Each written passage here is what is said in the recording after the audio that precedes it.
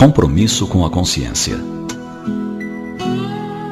Você certamente já leu ou ouviu algum dia a notícia de roubo, incêndio, naufrágio ou explosão de algum bem móvel ou imóvel que pertencia a alguém, não é mesmo?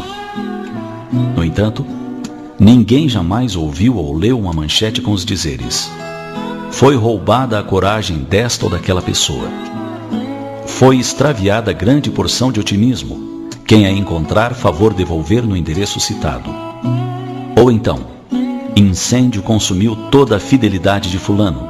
Ou, naufragou a honestidade de Beltrano.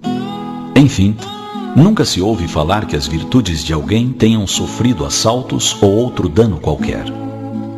Todavia, isso acontece diariamente quando as negociatas indignas põem por terra a honestidade e a honradez deste ou daquele cidadão, que sucumbe ante grandes quantias em dinheiro ou favorecimentos de toda a ordem. No entanto, as virtudes que se deixam arrastar por interesses próprios não são virtudes efetivas, são ensaios de virtudes. Quem verdadeiramente conquista uma virtude jamais a perde. Contou-nos um amigo, jovem advogado, que labora num órgão público, que em certa ocasião estava com uma pilha de processos sobre a mesa, quando seu superior entrou na sala e tomou 2 daqueles processos e pôs de lado, dizendo-lhe: quero que você arquive estes processos. O advogado perguntou por que razão deveria arquivá-los. E o diretor respondeu simplesmente: porque os acusados são meus amigos e me pediram esse favor.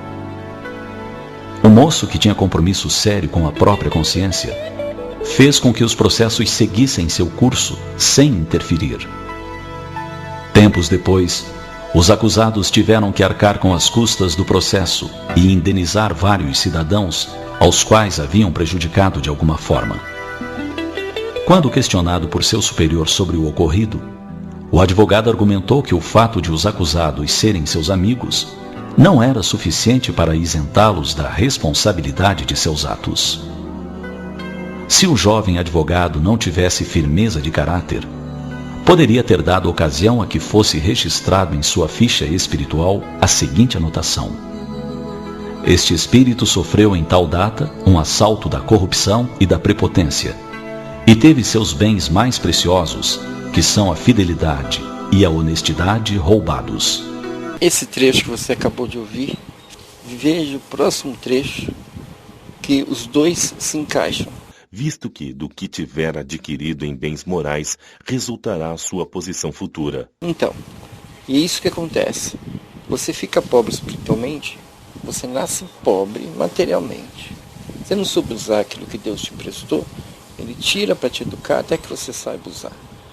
Então, esses avisos que estamos dando aqui é muito importante para você.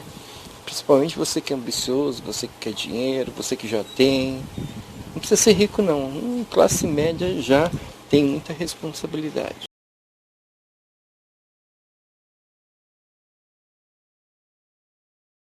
Seria uma violência por parte de Deus. E as leis cósmicas são leis de amor. A divindade nos proporciona o livre-arbítrio e estabelece um determinismo. O determinismo é a plenitude. O livre-arbítrio é a eleição para alcançar essa plenitude. Muitas vezes o espírito egotista elege para si direitos que não permite ao seu próximo. E através de uma estrutura social algo degenerada, multimilenar, alguns se permitem privilégios, com o olvido total de todos aqueles que necessitam dos mesmos recursos. Então, os bens da fortuna que deveriam ser repartidos socialmente com justiça ainda se encontram nas mãos da avareza. E por isso ocorrem esses disparates. Mas aqueles que hoje usufruem com verdadeiro exagero voltarão na carência, por causa do mau uso que fizeram dos dons e dotes que lhes foram emprestados.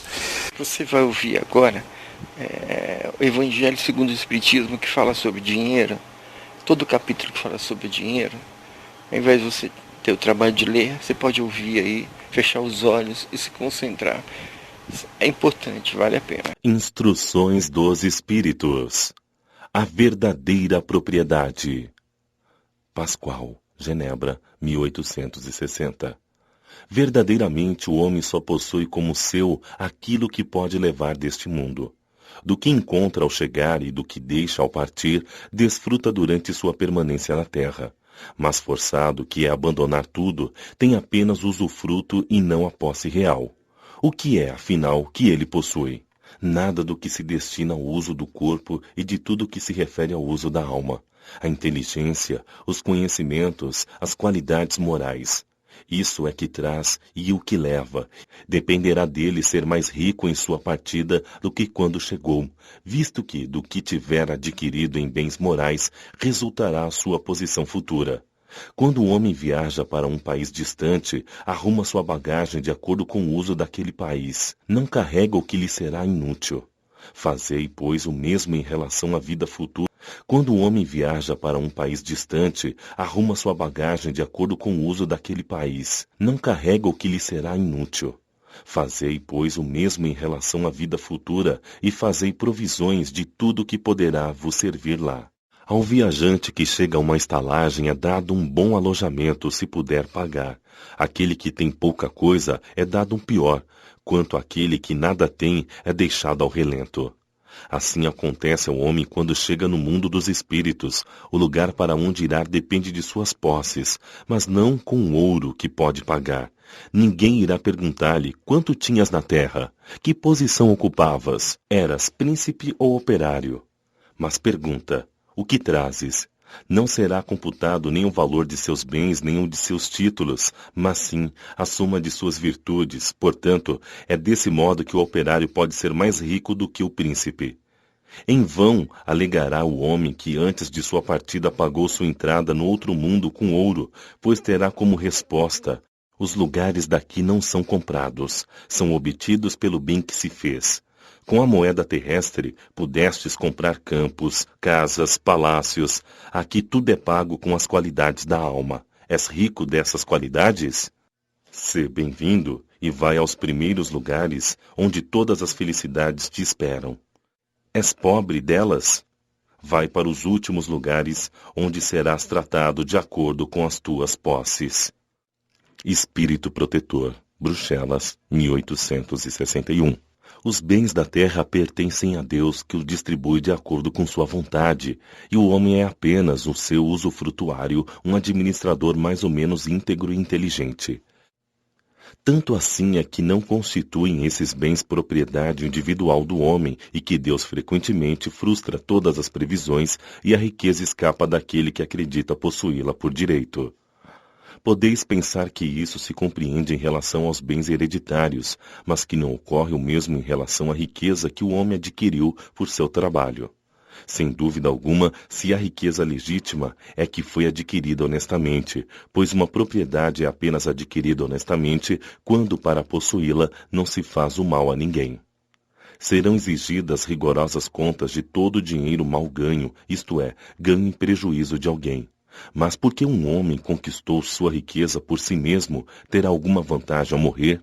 Os cuidados que toma ao transmiti-la a seus descendentes não são muitas vezes inúteis? Sim, sem dúvida, pois se Deus não quiser que estes a recebam, nada poderá prevalecer contra sua vontade. Pode o homem usar e abusar dela impunemente durante sua vida, sem prestar contas?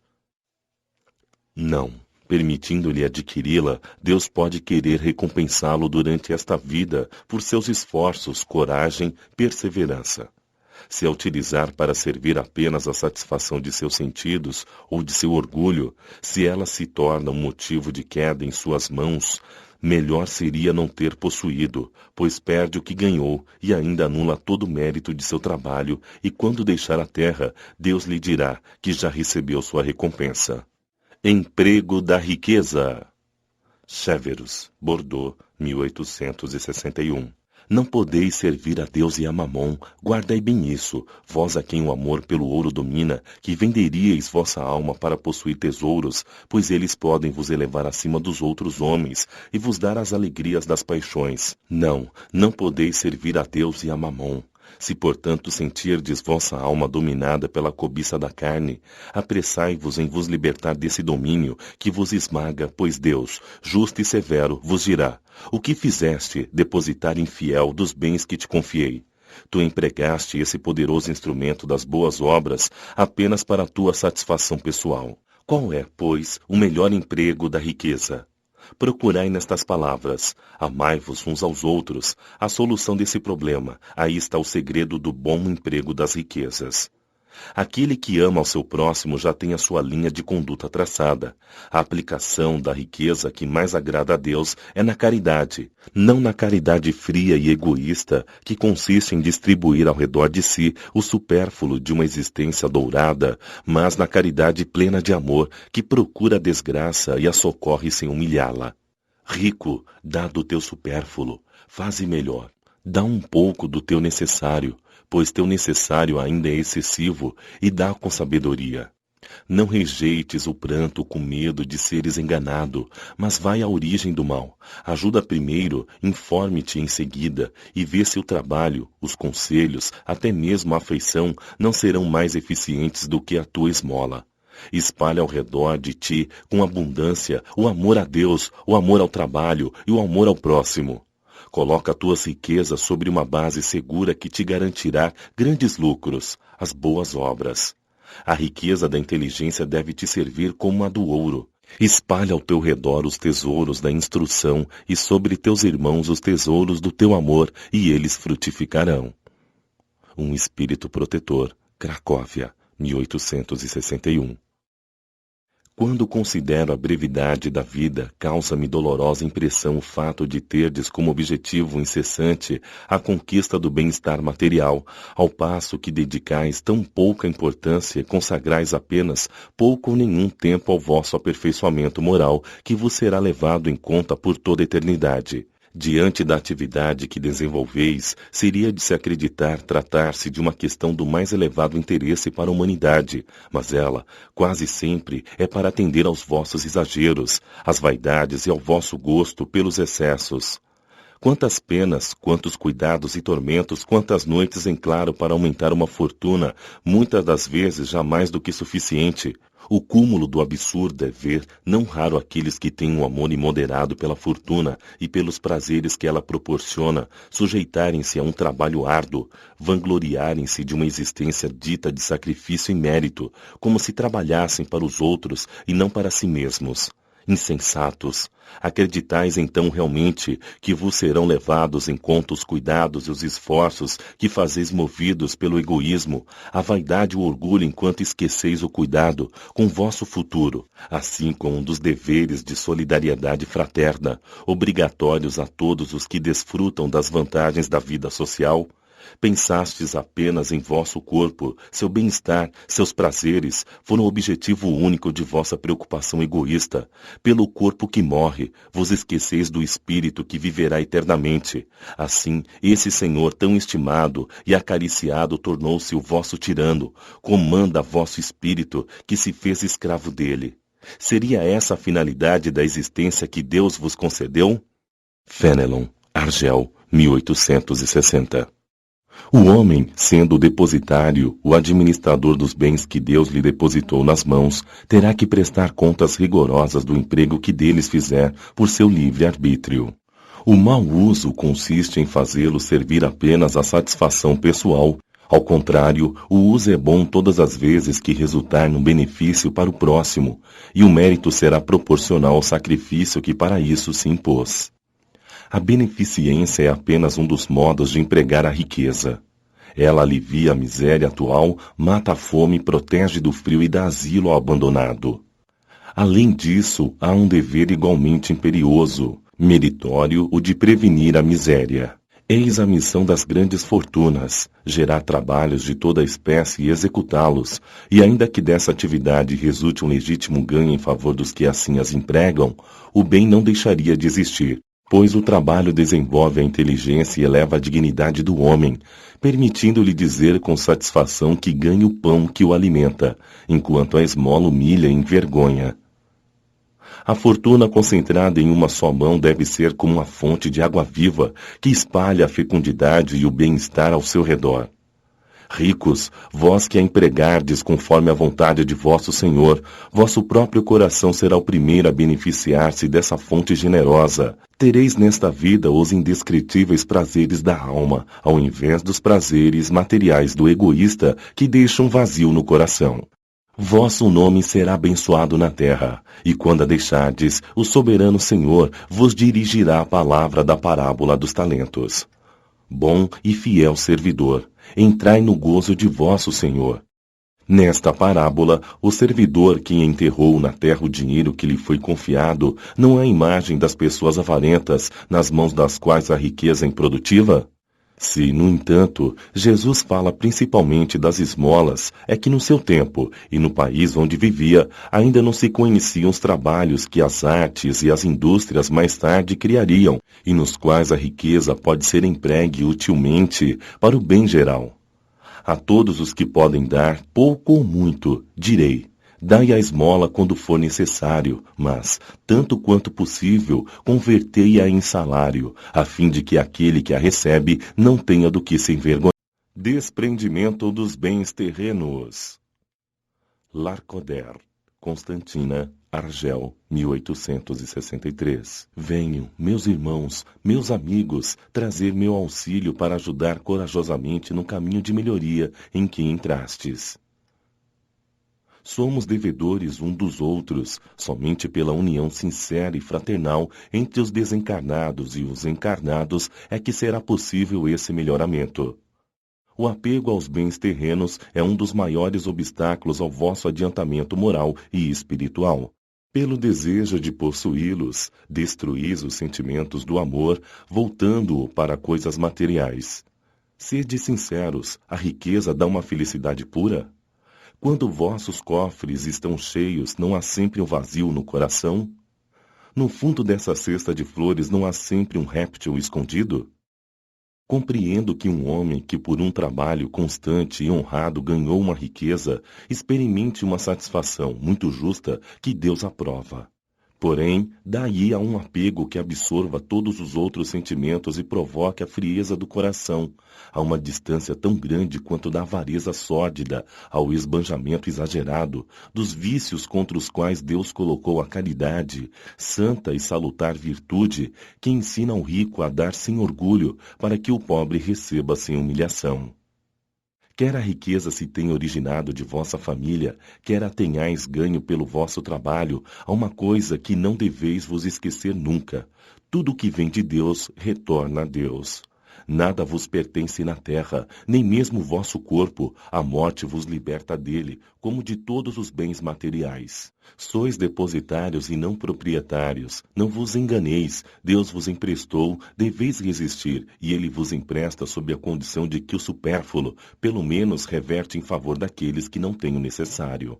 Um dos vossos amigos vos empresta uma soma, por pouco sejais honesto, tereis a preocupação de lhe restituir um empréstimo e lhe ficareis agradecido. Pois bem, essa é a posição de todo homem rico. Deus é o amigo celeste que lhe emprestou a riqueza, pede-lhe apenas o amor e o reconhecimento, mas exige que, por sua vez, o rico dê também aos pobres, que são, tanto quanto ele, seus filhos. O bem que Deus vos confiou desperta em vossos corações uma ardente e desvairada cobiça. Quando vos apegais imoderadamente a uma riqueza tão perecível e passageira quanto vós, já pensastes que chegará o dia em que devereis prestar contas ao Senhor do que ele vos emprestou? Esqueceis que pela riqueza estáis revestidos do caráter sagrado de ministros da caridade na terra, para serdes os seus inteligentes distribuidores? Que sois, portanto, quando usais em vosso próprio proveito o que vos foi confiado, senão depositários infiéis? Que resulta desse esquecimento voluntário de vossos deveres? A morte certa, implacável, rasga o véu sob o qual vos escondieis e vos força a prestar contas, até mesmo ao amigo esquecido que vos favoreceu e que, nesse momento, se apresenta diante de vós com a autoridade de juiz. É em vão que na terra procurais iludir a vós mesmos, colorindo com o nome de virtude o que frequentemente não passa de egoísmo. O que chamais de economia e previdência não passa de ambição e avareza, e de generosidade, o que não passa de esbanjamento em vosso favor.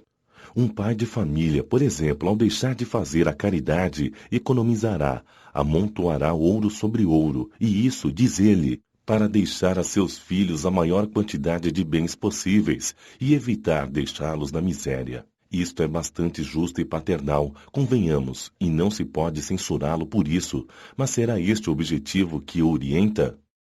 Não é isso frequentemente uma desculpa para com sua consciência para justificar aos próprios olhos e aos olhos do mundo o apego pessoal aos bens terrenos?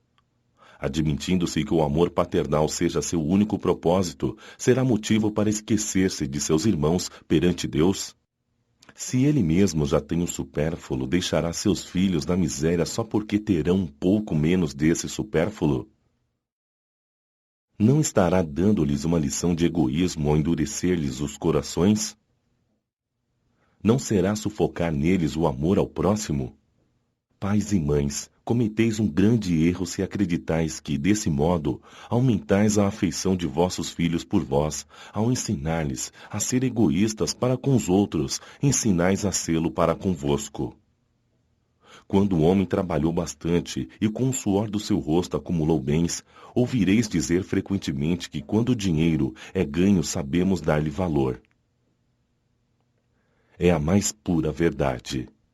Pois bem, que este homem que confessa conhecer todo o valor do dinheiro faça caridade segundo suas possibilidades e terá maior mérito do que aquele que, nascido na fortuna, ignora as rudes fadigas do trabalho.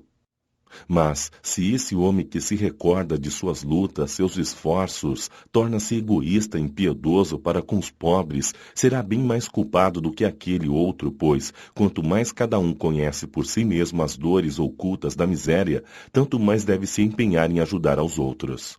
Infelizmente, o homem de posses sempre carrega consigo um outro sentimento tão forte quanto o apego à riqueza, o orgulho. É comum ver-se o novo rico atormentar o infeliz que implora sua ajuda, com a história de seus trabalhos e suas habilidades, ao invés de ajudá-lo e por fim dizer-lhe, faça como eu fiz.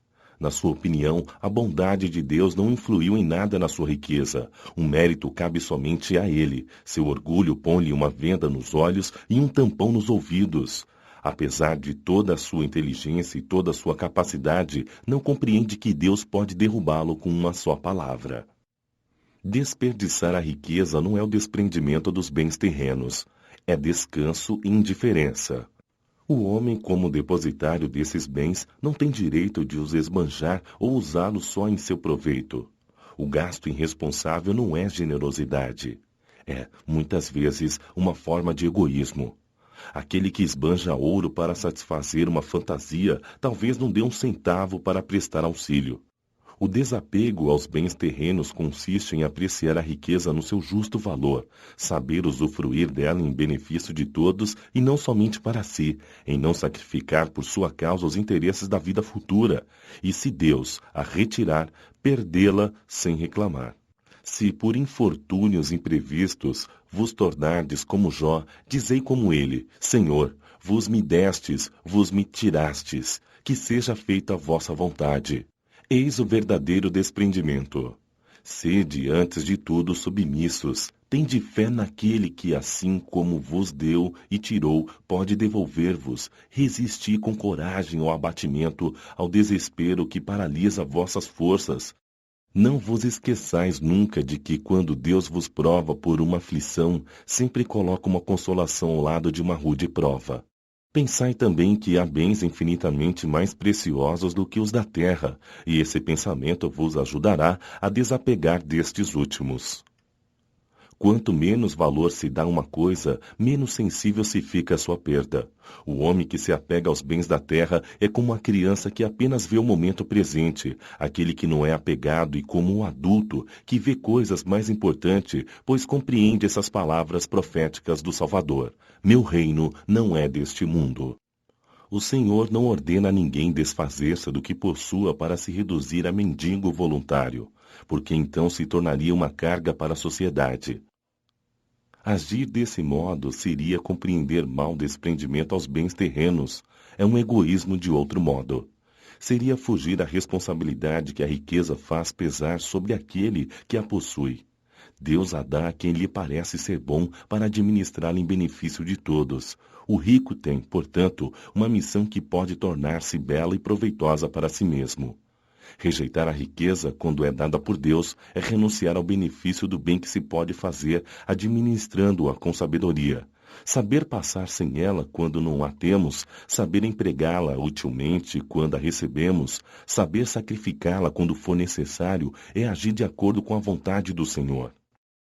Que diga, pois, aquele que recebe o que o mundo chama de uma boa fortuna: meu Deus, vós me enviastes um novo encargo, dai-me a força para desempenhá-lo conforme vossa santa vontade. Eis, meus amigos, o que vos queria ensinar quanto ao desprendimento dos bens terrenos, possa resumir dizendo: contentai-vos com pouco. Se sois pobres, não invejeis aos ricos, pois a riqueza não é necessária para a felicidade. Sois ricos, não vos esqueçais de que vossos bens vos foram confiados e que deveis justificar o seu emprego como uma prestação de contas de um empréstimo. Não sejais depositários infiéis, fazendo com que eles sirvam apenas para a satisfação de vosso orgulho e sensualidade. Não vos acrediteis com o direito de dispor para vós unicamente o que recebestes, não como doação, mas somente como um empréstimo. Se não sabeis restituir, não tendes o direito de pedir, e lembrai-vos de que aquele que dá aos pobres salda a dívida que contrai para com Deus. Transmissão da riqueza. São Luís, Paris, 1860. O princípio segundo o qual o homem não passa de um depositário da fortuna que Deus lhe permite gozar durante sua vida, tira-lhe o direito de transmiti-la a seus descendentes. O homem pode perfeitamente transmitir, quando desencarna, os bens de que gozou durante sua vida, pois o efeito desse direito está subordinado sempre à vontade de Deus, que pode, quando quiser, impedir seus descendentes de desfrutar deles. É assim que se vê desmoronarem fortunas que pareciam solidamente estabelecidas. Portanto, o homem é impotente na sua vontade, julgando que pode manter a sua fortuna em sua linha de descendência. Mas isto não lhe tira o direito de transmitir o empréstimo que recebeu, uma vez que Deus o retirará quando achar conveniente. Utilidade providencial da riqueza. Provas da riqueza e da miséria. A riqueza se tornaria um obstáculo absoluto à salvação daqueles que a possuem se interpretarmos ao pé da letra certas palavras de Jesus e não procurarmos entender o seu sentido. Deus, que o distribuiu, teria colocado nas mãos de alguns um meio inevitável de perdição, pensamento que contraria a razão. A riqueza é, sem dúvida, uma prova bastante arriscada, mais perigosa do que a miséria, em virtude das excitações, das tentações que oferece e da fascinação que exerce. É o supremo excitante do orgulho, do egoísmo e da vida sensual. É o laço mais forte que prende o homem à terra e desvia seus pensamentos do céu. Causa tamanha perturbação que se vê, frequentemente, aquele que passa da miséria à fortuna esquecer-se depressa da sua condição anterior, daqueles que foram seus companheiros, que o ajudaram, tornando-se insensível, egoísta e fútil. Mas, embora a riqueza dificulte o caminho, não significa que o torne impossível e não possa vir a ser até um meio de salvação nas mãos daquele que dela sabe fazer bom uso, tal como certos venenos que restabelecem a saúde, quando empregados apropriadamente e com equilíbrio. Quando Jesus responde ao jovem que o interrogava sobre os meios de alcançar a vida eterna, desfazei-vos de todos os vossos bens e segue-me. Não pretendia estabelecer como condição absoluta que cada um deva se desfazer do que possui e que a salvação só se consegue a esse preço, mas mostrar que o amor possessivo aos bens terrenos é um obstáculo à salvação. Aquele jovem, de fato, julgava-se quite com a lei, porque havia cumprido certos mandamentos e, no entanto, recua perante a ideia de abandonar seus bens. Seu desejo de alcançar a vida eterna não ia até ao sacrifício de desfazer-se do que possuía. A proposta de Jesus era uma questão decisiva para esclarecer o pensamento do jovem. Ele podia, sem dúvida, ser um padrão de homem honesto perante o mundo, não fazer o mal a ninguém, não maldizer seu próximo, não ser nem leviano, fútil ou orgulhoso, honrar seu pai e sua mãe, mas não possuir a verdadeira caridade, pois sua virtude não chegava até a renúncia em favor do próximo. O que Jesus quis demonstrar era uma aplicação do princípio: fora da caridade não há salvação. A consequência destas palavras, se consideradas ao pé da letra, em seu exato sentido, seria a abolição da riqueza por ser prejudicial à felicidade futura e como causa de incontáveis males na terra. Seria também a condenação do trabalho que a pode conquistar. Isto seria um absurdo, uma vez que reconduziria o homem à vida selvagem e que estaria em contradição com a lei do progresso, que é uma lei de Deus. Se a riqueza é a fonte de muitos males, se provoca tantas más paixões e tantos crimes, não é a ela que devemos culpar, e sim ao homem que dela abusa, como abusa de todos os dons que Deus lhe dá. Esse abuso torna ruim o que lhe poderia ser útil. É a consequência do estado de inferioridade do mundo terreno. Se a riqueza devesse apenas produzir o mal, Deus não a colocaria na terra. Cabe ao homem fazer dela surgir o bem. Se ela não é um elemento direto do progresso moral, é, sem constentação, um poderoso elemento de progresso intelectual. De fato, o homem tem por missão trabalhar para o melhoramento material da terra, deve desbravá-la, prepará-la e saneá-la para um dia receber toda a população que sua extensão comporta. Para alimentar toda essa população que cresce sem cessar, é preciso aumentar sua produção. Se a produção de uma região é insuficiente, é preciso procurá-la fora. Por isso mesmo, as relações entre os povos tornam-se uma necessidade. Para facilitá-las, é preciso destruir os obstáculos materiais que as separam e tornar as comunicações mais rápidas. Para os trabalhos das gerações que se realizam no decorrer dos séculos, o homem teve de extrair materiais das próprias entranhas da terra. Procurou na ciência os meios de executá-los mais segura e rapidamente, mas para fazê-los cumprir necessitava de recursos. A necessidade fez com que criasse a riqueza, assim como ela o fez descobrir a ciência. A atividade exigida para esses mesmos trabalhos aumenta e desenvolve sua inteligência. Essa inteligência, que ele a princípio concentra na satisfação das necessidades materiais, o ajudará mais tarde a compreender as grandes verdades morais. Sem a riqueza, que é o principal meio de realização das necessidades do homem, não haveria grandes trabalhos, nem atividades, nem estímulos, nem pesquisas. É, com razão, que ela é considerada um elemento de progresso. Desigualdade das riquezas. A desigualdade das riquezas é um desses problemas que se procura resolver em vão, desde que se considere apenas a vida atual. A principal questão que se apresenta é esta: por que todos os homens não são igualmente ricos? Eles não são por uma razão muito simples, porque não são igualmente inteligentes, ativos e laboriosos para adquirir, nem moderados e previdentes para conservar. Está matematicamente demonstrado que se a riqueza fosse igualmente repartida, daria a cada qual uma parte mínima e insuficiente. Supondo-se que essa diferença fosse feita, o equilíbrio seria rompido em pouco tempo pelas diferenças de qualidade e de aptidões de cada um. Que, se isso fosse possível e durável, cada um tendo somente o necessário para viver, resultaria na destruição de todos os grandes trabalhos que contribuem para o progresso e bem-estar da humanidade, que ao supor que ela daria a cada um o necessário, não haveria mais o estímulo que impulsiona o homem às grandes descobertas e aos empreendimentos úteis. Se Deus a concentra em certos pontos, é para que dali ela se expanda em quantidade suficiente de acordo com as necessidades. Admitindo-se isto, pergunta-se, por que Deus a dá a pessoas incapazes de fazê-la frutificar para o bem de todos? É novamente uma prova da sabedoria e da bondade de Deus. Dando ao homem o livre-arbítrio, quis que ele chegasse, por sua própria ação, a estabelecer a diferença entre o bem e o mal, de tal forma que a prática do bem fosse o resultado de seus esforços e de sua própria vontade. O homem não deve ser conduzido fatalmente nem ao bem e nem ao mal, porque seria apenas um ser passivo, irresponsável como os animais. A riqueza é um meio de colocá-la à prova moralmente, mas, como ela é, ao mesmo tempo, um poderoso meio de ação para o progresso, Deus não quer que ela fique por muito tempo improdutiva, e eis por que a transferem incessantemente.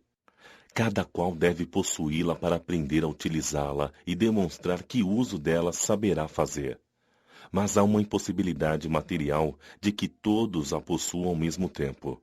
Se todas as pessoas a possuíssem, ninguém trabalharia e o melhoramento da terra sofreria com isso. Essa é a razão de cada um a possuir por sua vez. Desta maneira, aquele que hoje não a tem, já a teve ou a terá em uma outra existência, e outro que a tem agora poderá não ter mais amanhã. Há ricos e pobres porque Deus, sendo justo como é, determina cada um trabalhar por sua vez. A pobreza é para uns a prova de paciência e resignação, a riqueza é para outros a prova de caridade e abnegação. Lamenta-se com razão o péssimo uso que algumas pessoas fazem de suas riquezas, as vergonhas, paixões que a cobiça desperta, e pergunta-se: Deus é justo ao dar a riqueza a tais pessoas? É claro que se o homem tivesse apenas uma existência, nada justificaria tal repartição dos bens da terra. Entretanto, se em vez de limitar sua visão à vida presente, considerar o conjunto das existências, vê que tudo se equilibra com justiça. Assim, o pobre não tem motivos para acusar a providência, nem de invejar os ricos, e nem estes têm motivos para vangloriar-se dos que possuem. Se abusam da riqueza, não será nem com decretos, nem com leis que limitem o supérfluo e o luxo que se poderá remediar o mal. As leis podem momentaneamente modificar o exterior, mas não o coração. Eis porque essas leis têm apenas uma duração temporária e são sempre seguidas de uma reação desenfreada. A origem do mal está no egoísmo e no orgulho. Os abusos de toda espécie cessarão por si mesmos quando os homens deixarem-se reger pela lei da caridade. Instruções dos Espíritos. A verdadeira propriedade. Pascoal, Genebra, 1860. Verdadeiramente o homem só possui como seu aquilo que pode levar deste mundo. Do que encontra ao chegar e do que deixa ao partir, desfruta durante sua permanência na terra. Mas forçado, que é abandonar tudo, tem apenas usufruto e não a posse real. O que é, afinal, que ele possui? Nada do que se destina ao uso do corpo e de tudo que se refere ao uso da alma. A inteligência, os conhecimentos, as qualidades morais. Isso é que traz e o que leva, e que ninguém tem o poder. Ask not what your country can do for you. Ask what you can do for your country. Leia o Livro dos Espíritos de Allan Kardec. É um livro muito fácil de entender. O livro é todinho de perguntas e respostas. E você vai no assunto que mais te interessar. Família, sexo, dinheiro, por que um é rico, outro é pobre, etc. Né? Animais. E você pode baixar esse livro e outros livros sobre mediunidade, diversos assuntos, no link abaixo. Clique abaixo do vídeo aí nos textos, que o texto se expande e você vai ter o link para os livros